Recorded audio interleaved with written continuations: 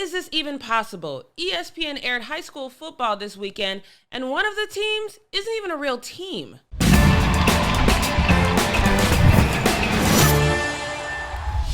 What's up, everybody, and thanks for checking in with us once again here at The Fumble. I'm your host, Jackie Ray. While you're here, please double check to make sure you've hit that subscribe button and that notification bell.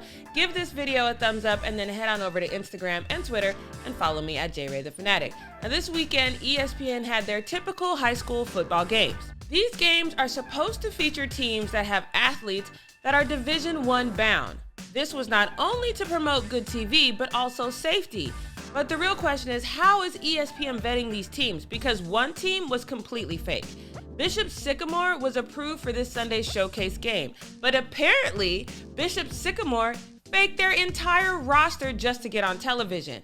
By the time they were getting blown out 58-0, the commentators noticed. Bishop Sycamore told us they had a number of Division I prospects on their roster. To be frank, a lot of that we could not verify. And they did not show up in our database. They did not show up in the databases of other recruiting services. So it's okay. If that's what you're telling us, fine. That's how we take it in. From what we've seen so far, this is not a fair fight. And there's got to be a point now, Ludes, where you do worry about health and safety.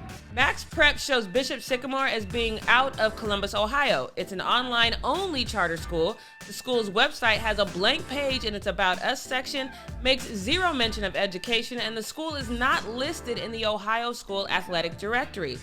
How is this even possible?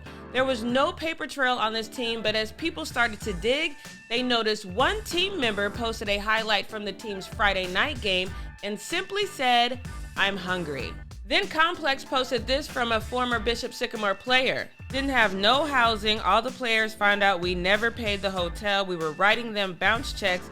The head coach of Bishop Sycamore wasn't the head coach. He was like an athletic director. He was the guy that was behind all of it. He was writing bounce checks for everything. For that month and a half, we was all sleeping on the floor. We had to rob Kroger's and Walmart because that's the only way we could eat. The reactions, of course, were immediate. This user said, "Gonna tell my kids this was Bishop Sycamore." This user says, "The Bishop Sycamore offense." This one says, "Bishop Sycamore's QB when they won the state championship in 1988. While this is somewhat funny, this is sad as well, especially when you consider this detail.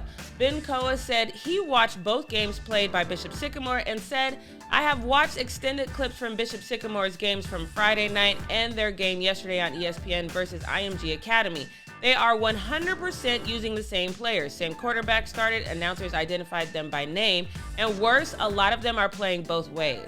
Both sides of the ball? Come on, we would be mad if professionals play 2 games in 3 days, so for sure not safe for kids, especially kids from an online school to do it. ESPN is not sure how this happened, but of course made the typical statement that it will not happen again, saying, quote, "We regret that this happened and have discussed it with Paragon, which secured the matchup and handles the majority of our high school event scheduling. They have assured us that they will take steps to prevent this kind of situation from happening moving forward." This is a bizarre story. What do you think the penalty should be for those who orchestrated this lie and put these kids in danger? Let me know your thoughts in the comments below. Once again, I'm Jackie Ray. Thanks for watching The Fumble, and we'll see you next time.